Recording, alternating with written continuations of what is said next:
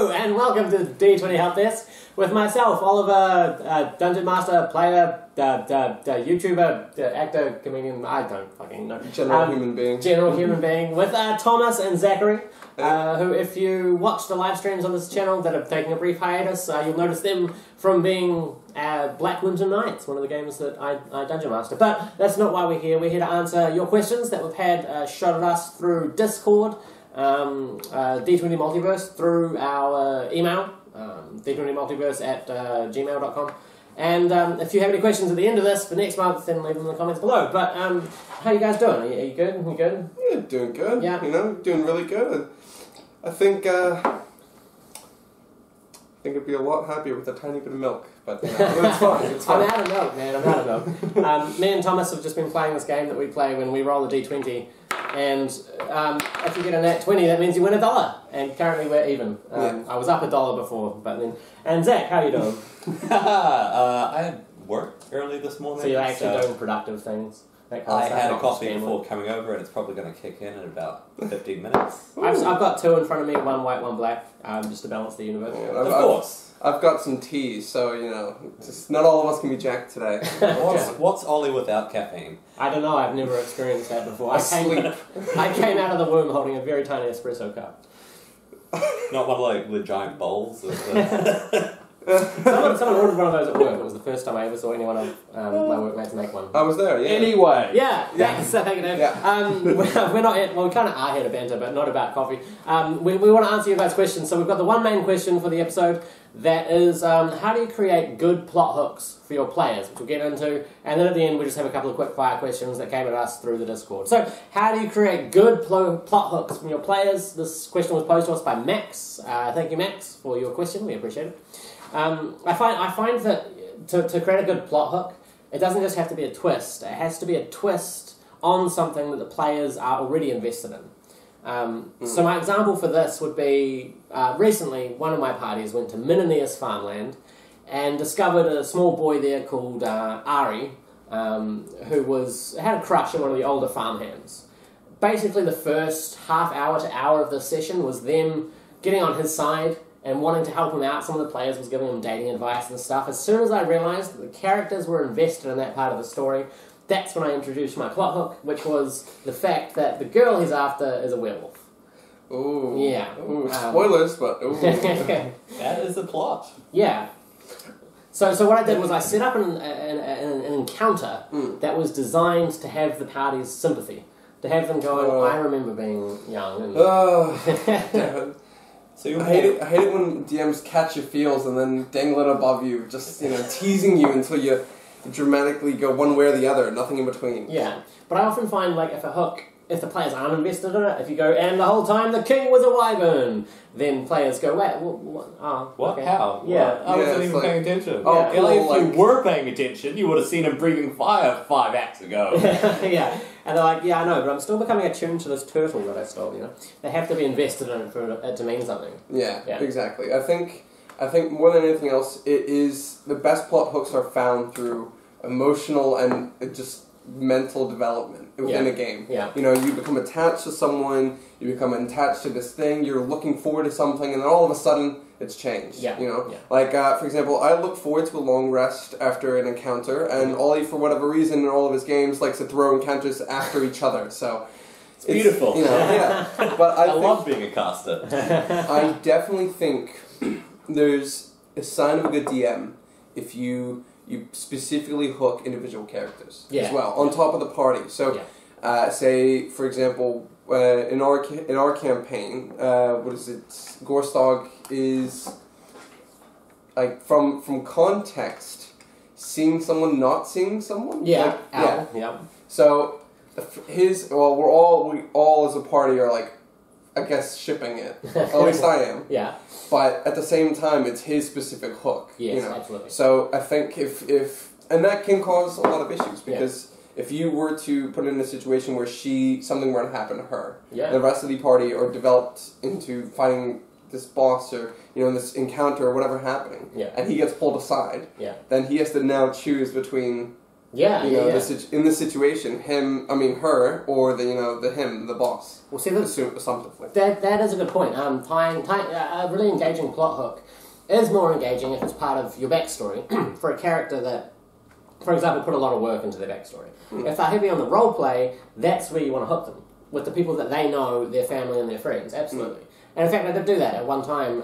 Al had left for a scouting party from Duskin into Blackwater Forest, and yeah, it was kind of like hinted at that she'd been killed there. But of course she was fine, because I love that NPC.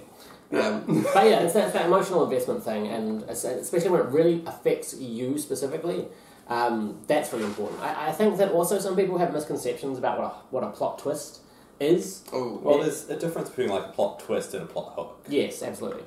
Like, plot twist sort of happens either halfway through a plot or at the end of a plot. Like the werewolf thing. Yeah. That could be seen as a plot twist if people were already invested in helping out the villagers in this town. Yeah. And he just happened to be a villager that they were helping out. But if they got invested in him as a character and his story, then his plot technically starts with her being a werewolf and them finding a way to fix it. So technically what that was a hook and a twist. The hook was the fact that he's trying to win her over, and the twist was the fact that she's a werewolf. Which I think is important things to keep in mind when you're building encounters. Now, I know I'm going to ask my own personal question, right? Which I just came out of that. Okay. So, what do you do if you're invested into a character? Yeah. Right? You're invested into the NPC, and the situation arises in which it just comes across they're injured, they're hurt, whatsoever happens, they're not, they're in a death situation.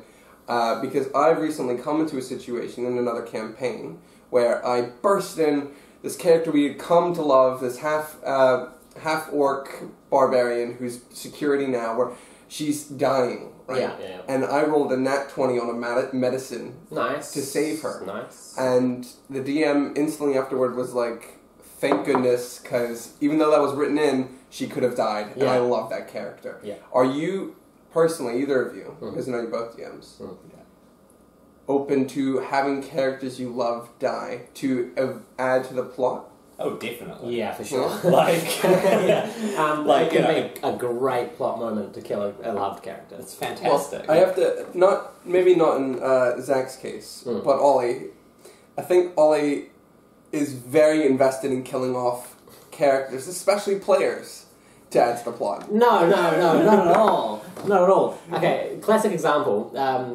Queen Asalia and King Morton, who were plot devices very early on in the campaign for Eyes of Elisia. As my plot, they were supposed to both die. And that was supposed to show the impermanence of the world and the mortality reality. However, the party managed to save one of them and bring them back to life, and they became a really important NPC. There was like a time when I was thinking about plot devices. I thought to myself, I could kill her. That would be interesting. Because she's real helpful to the party. She's a queen, so she's got connections, royal griffins and all that kind of stuff.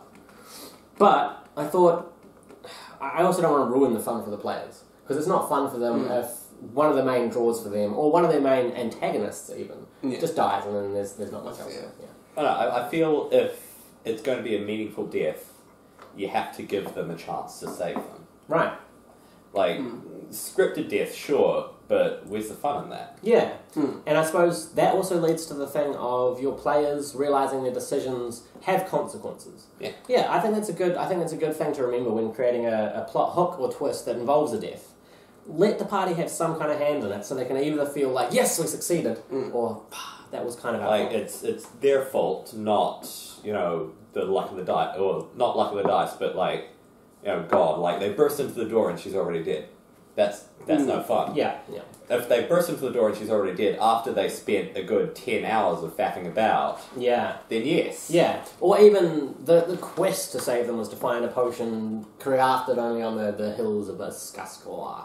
But they can't get there in time. Yeah. Well, I think a sign of a good game and a good DM is the fact that even if a character dies, right? For example, we had the previous ruler, King Throm. Yeah, Throm and Ashback died. Yeah, and then after he passed, it led to this huge quest in which our first characters were introduced. Yeah. So I think working with what you have is a very good sign of the versatility in your game. Right. You know, so for example, your character dies. If I'm watching a character die and I somehow are unable to save them, unable to roll that nat 20 to save them, and everything else fails, they pass. Right.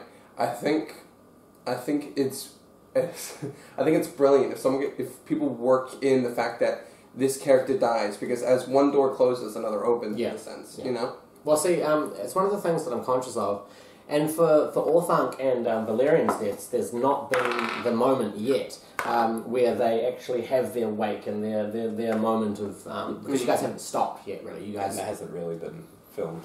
No. We died. Oh, yeah. Yeah. Again. They haven't on stream. No?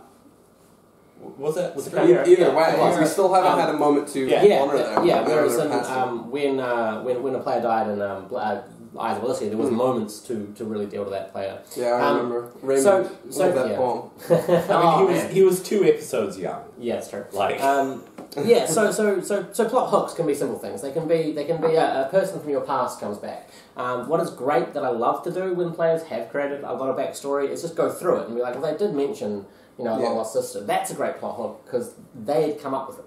I love the fact that some characters upon creation actually have already invested plot hooks. For example, the rogues get contacts in different cities. That's a brilliant way for DMs to just go ahead and throw this interesting character in, and just see what happens. And Xanathar's. And Xanathar's got, especially like even for the bard, they've got the schools the different schools that he could have learned his stuff at. And like the crazy amount of like tables that you can just be like, all right, this is part of my backstory. I'm going to like write this in, this, and why did you become a bard? Well, I became a bard because my wife died, or I became a bard because I enjoyed entertaining children, or I want to kill a monarch.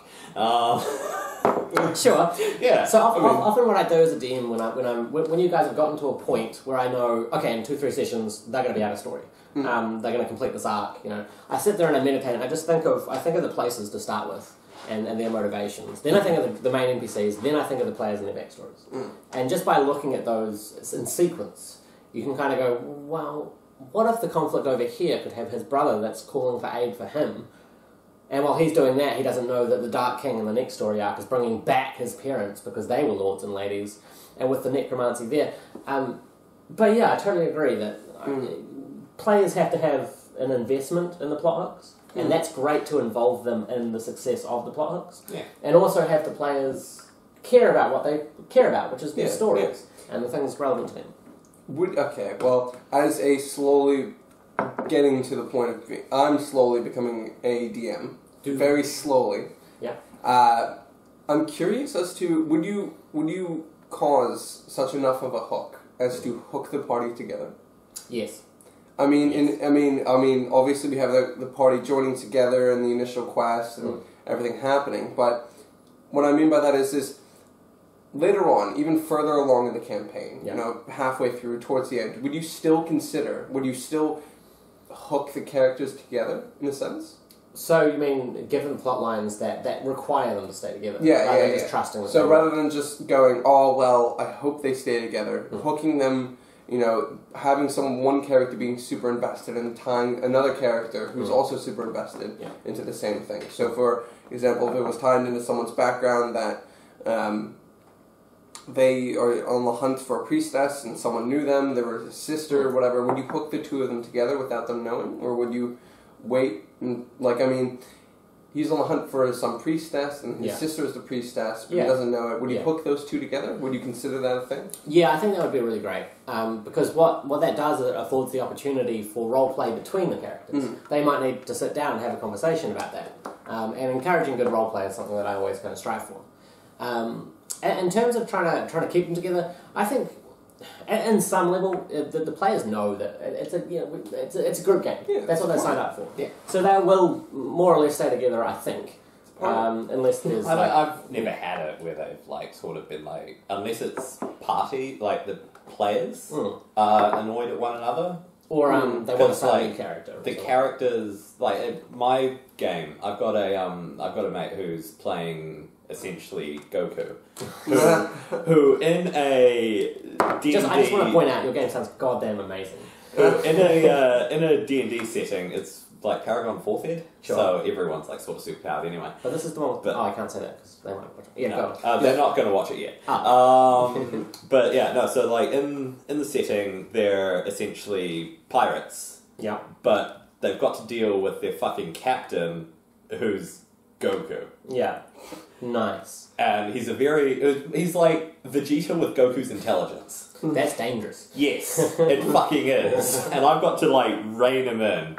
Or I've got to get the players to rein him in. Yeah. And like he's playing his character perfectly and everyone like realizes it's just him playing his character. Yeah. But they've sort of come to this agreement that sure they'll keep the captain around, but if he goes and, harms himself, they're not gonna help. Interesting. He has to learn to sort of control his... Well, see, this is another interesting thing, using a player as a plot hook. Yeah. Something, I heard about a game, in fact, Max's game, he had a character that came from a rogue background. They were on the run from the law. And essentially the party was given an option of helping these guards, and the guards would clear the debt, essentially. And so that was a quest about trying to save one of the players in the party from their backstory. And it's great because this is down the track where the party's already invested and they all really love each other as characters. So that's another really interesting way to do it. Someone gets kidnapped or maybe less so than that, but they get a letter and the party has to back up this person kind of thing. That we have to help that player. I think, because once again, I've yet to DM. I'm getting there, but I've obviously time and sorting things out. But I think I'm going to be more of a chaotic DM, based on the backstory and things. So I've had a friend who goes, he's always like, oh, I want to hunt the undead. He wants to be Blade, basically, right? Who would? And I have a friend who's like, oh, I just want to be an undead lord, like, And I was dear Lord, yes. I was like, how funny would it be? Party conflict right off the bat. Yeah, exactly. So I mean, like, I'd have to if they play their characters too hard, which I can see them doing. Push them in a sense where I have to give them the quest before they can kill each other, and hopefully that'll keep them together. But maybe I just push them a little too hard with an encounter, or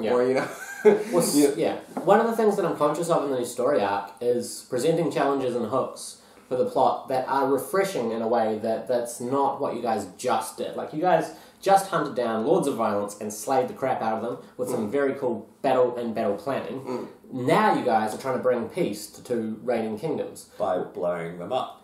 Okay, so your tactics haven't changed that much, but the direction of the story has kind of gone from, instead of the quest being find and kill, the quest is how do we get these two factions to agree to be in a peaceful, loving world?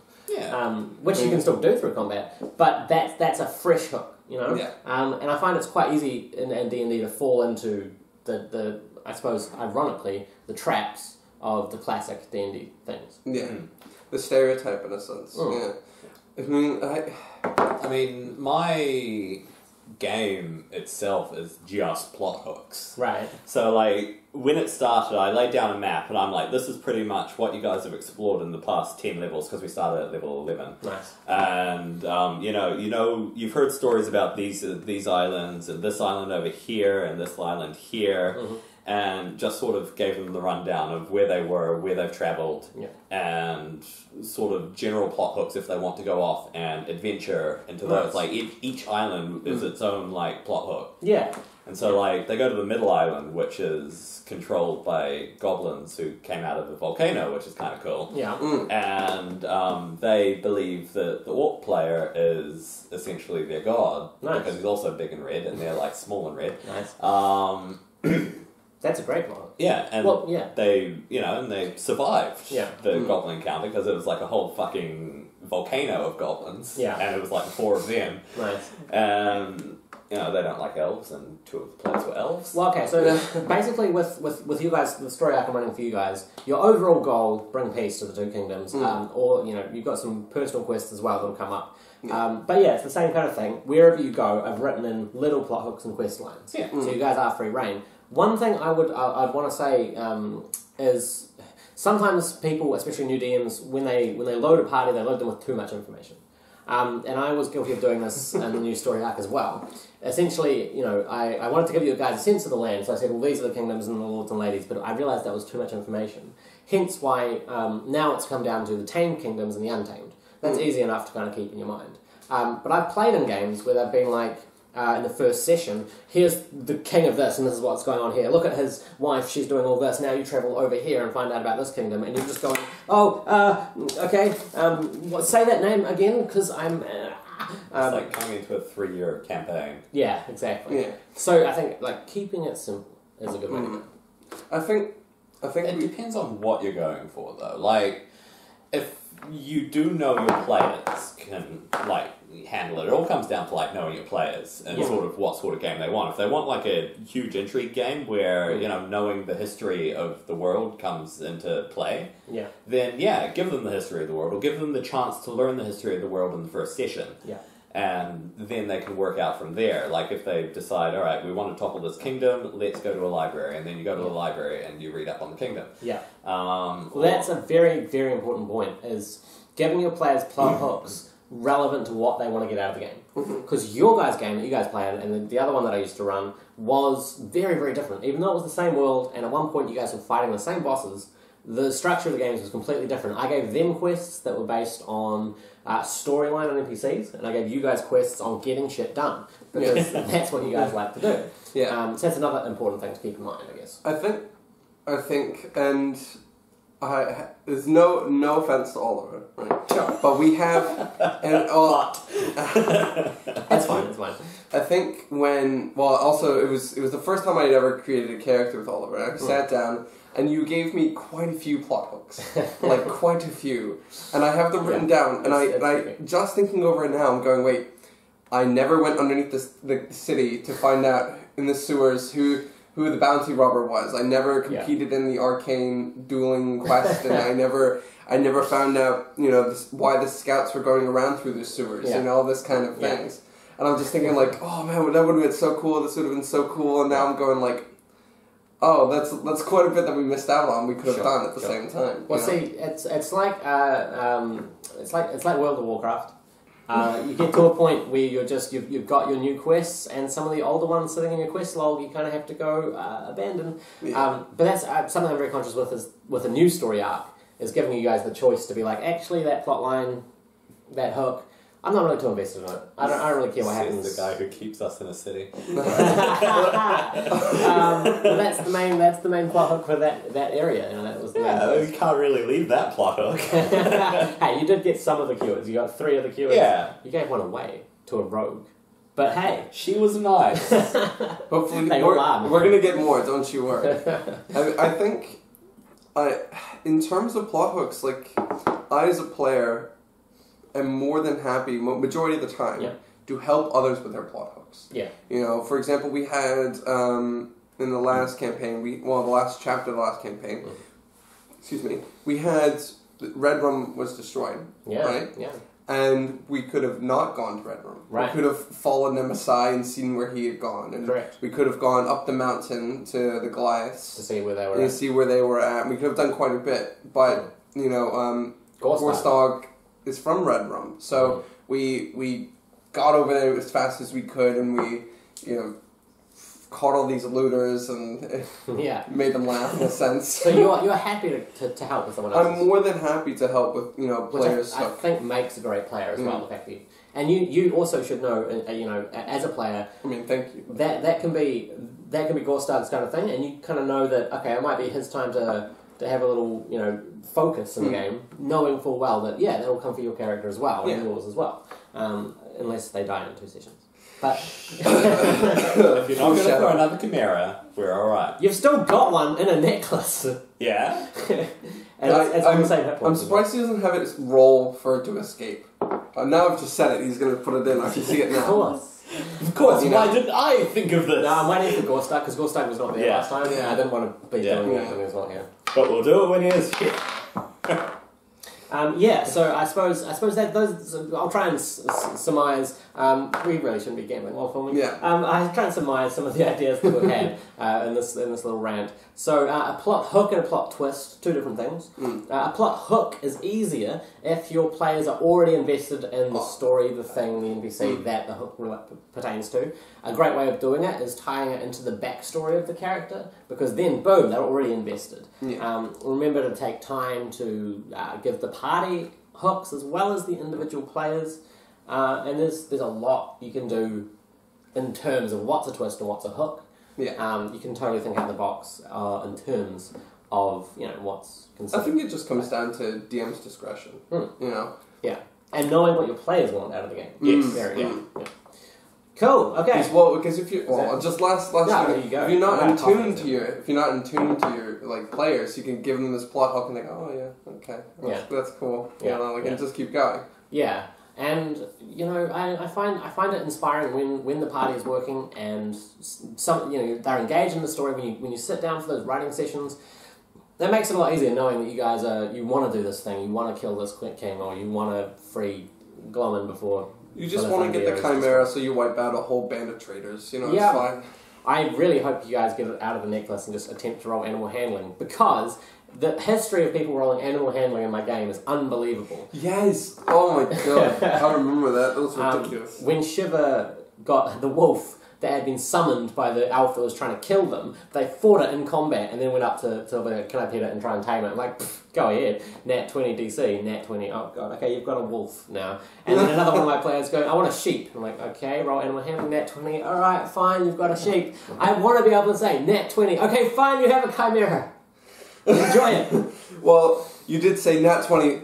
Okay, you have King Nemesi's Sight of Scars. The Sight of Scars. The most powerful weapon I've given any person, any bad guy or smaller dude. And you managed to grab it as it was disappearing between dimensions in Nat 20. Unbelievable. Exactly. So that's the main question. I feel like we've covered that, all right? So that's we'll jump on to we almost rapid fire questions. One of the rapid fire questions. How do you tell if a bad guy's too OP? This is from Jason Snowwolf. I think that's you give them a scythe that the players drool over. Yeah, you give. I think you can tell if a bad guy's too OP is if the item is so strong that you don't want your players to have it. I mean, yes, but even then, we still managed to overcome it. Yeah. So the bad guy wasn't too OP. Yeah. I think we played that out King Nemesi really well, and I think if he had his full powers, all the Lords of Violence are still alive. Yeah. That might have been too strong for us, but at the same time, we took care of them. Yeah, you killed the 4 Underlords before, which was cool, because you guys only really learned that killing the other Lords weakened Nemesi through Gorstag's visions, and you guys trusted that, and were like, well, we should do that first. Now, this isn't a way to tell how OP in a bad guy is, but I think that's a brilliant way to kind of lower the CR rating, or lower the challenge, is have them defeat other not quite as difficult bosses. I think that was pretty cool. I think that was a brilliant idea. As a DM, my most powerful suggestion and tool for this is to have a sheet with your players' AC and hit points on it. Yeah. That way and it comes with time. Like when I first started creating encounters, I threw a hellhound at the party. Exactly. I remember that. And nearly TPK'd. Imps are deceptively powerful as well. Yeah. So it comes with time, but having the ACs and the hit points kind of go. And there's 2 kinds of bad guys. You sort of get a feel for it, really. Yeah. I think we've been fairly good in the sense of not running into anything too strong. Yeah. But I think you have to just be cautious in the sense of how strong someone is. Yeah. I guess you can't really tell from my experience, you can't tell how strong something is until you put it up against your players. Yeah. Obviously, you don't want to throw anything that's ridiculously strong and over their AC, has an insane amount of hit points and an insane amount of damage. But even if you throw them in, even if you toss in a Chimera into the encounter, you never know what's going to happen. You never know how the player's going to react. Yeah. You never know what could happen. So I think in one of my other campaigns, we were fighting, and I rolled a Nat 1 for acrobatics, tripped and fell, and knocked myself unconscious. And there was no fault to the DM at all. Yeah. And I think that's where we left off. I'm almost dead because I tripped and fell. That's amazing. In front of some shades. Well, see, designing bad guys, like unique ones, is my favourite thing to do. And what I find really useful is just to flick through Monster Manual or Volos and be like, oh right, I could combine like temporary invisibility with something over there kind of thing. But you're right, you kind of have to have some kind of test play with it. Fourth edition's great for that. Yeah. Because like each monster has its own sort of power, and then you're like, right, cool, so this power comes from, let's say, the Manticore's eyes or something, but what if, there was like a lion-headed hippo? Yeah. And essentially you've got two main schools of bad guy. You've got high damage and low AC and hit points. It's going to be a fast fight, but it's going to be real powerful. And the longer fight of high hit points, high AC, but lower damage. They can maybe do more spells and stuff, but they're not going to like go 5d6s of fire damage. Yeah. Other question that we want to cover. This is really difficult, but I thought we could do it. A few thoughts as a quick fire. Again from Jason Snowwolf. How do you make a balanced new playable race? Now we could do 4 sessions on this, but read what other people are doing. Find ones that have been successful and that are at their final kind of draft kind of stage. Ones that are being sold. Remember that homebrew can be really OP and you want to test it, and also run the maths on the spells and stuff to make sure that it's balanced. I think because it isn't on the stream, but we've just, well, at least I have rolled a new character, and instead of choosing a homebrew race, I just went with human. Yeah. And that's what I do for all the campaigns I've played so far. But just because I think the way of looking at a homebrew character and making a character is very obvious. So you take an attribute score, and in addition to the attribute score, or a deficit to counteract something. Yeah. And you add a language, obviously, and you give it relationships. But at the same time, if you want to add something unique, so for example, I read a angelic homebrew that was just recently written, and it was you could fly, but only because you are not a full angelic character. Yeah, you can only do it for a certain amount of time. Okay, and after that you kind of like a few minutes a day sort of thing. Yeah, so you have just until the stronger you get, the more obviously more flight time you have. Yeah. But like 10 minutes the first time you do it. Level 1 you have 10 minutes of flight and so forth and so on. And even though that doesn't sound as strong, you gain this angelic presence. But as a deficit, once that's over, you gain a minus to your when you're flying, you get, I think, -1 AC. Yeah, okay. And when you land, you receive some kind of, you get a headache, something happens. Yeah. I think the main thing is you have to look at what's currently in existence, which is obviously the attribute score, the languages, and just the unique character. And just look at it and go, well, I'm not going to do anything insanely over this. Yeah. And even if you do something insanely over this, at the same time, find a deficit for that character. Yeah. I also think, I'm fortunate enough that I was able to, with one that I'm writing, talk to the head of the Pathfinder Society about it. Because he came into my work. But I think it's really important that you have to be able to adjust it when you get feedback. You don't just take everyone's kind of suggestions and go, yeah, let's just do all that. But you have to be willing to change parts of it to make sure that it's not OP or not way too weak or this or that. Yeah. One of the best examples of a really hard to make balanced race is the Changeling. You've seen the ones that I've sent you. Yeah. Alright. So they range from incredibly broken to incredibly broken. Yeah. On both ends of the broken spectrum. Where, one of them gets, a bonus, their ability bonuses, 1 extra language, and then the ability to shift into any medium creature they've seen as, an action. Yeah. Which, fair enough. And then there's shit the one that has observation, which allows you to read lips, as the feat, which allows you to do it as yourself without having the feat. Yeah. There's also the actor one, the actor feat. So you can imitate anyone. Yeah, you can imitate anyone if you've studied them for a minute. Yeah. On top of being able to transform into them. Yeah. And it just sort of gets up and up and up into the amount of absurd, hey, we should totally be able to have this chameleon race, but how do we do this? Sort of thing. Yeah. Yeah, so it's a real tricky thing. It's play testing, it's taking advice. If you just want to go hardcore, School of Hard Knocks, let's find out if this is any good and just get extremely crass or relentless feedback, post it on the Reddit subreddit for D&D. Run it as an NPC. Or run it as an NPC is a great way of doing it as well. And then you get to see if it's overpowered when you put it up against, your players. Or you could run a one-shot with a whole bunch of different scenarios. See how it works in combat, see how it works in social, see how it works in this kind of thing. Design a one-shot for testing play. One of the things that me and a friend of mine, Peter, what we do is we literally sit down and whenever we want to play testing, because he's making a huge reflavoring of 5th Ed into the perspective game that he enjoys. Okay. And I've been helping him work on it. Cool. But it's hard and I can genuinely say it's very difficult because there's some things that you want to be unique, but it just comes out too strong. So what we'll do is we'll sit down to play test. I'll roll a random character, melee, range, half caster, full caster, and then we'll just have combat. Yeah. And just see how it works out. Yeah. Because obviously dice rolls any result can happen. Yeah. But we just, in terms of everything, we found that it's, for these unique effects, it's very difficult to get a very balanced character. Yeah, for sure. I think that's a great way of doing it. Just running the dice, running the combats.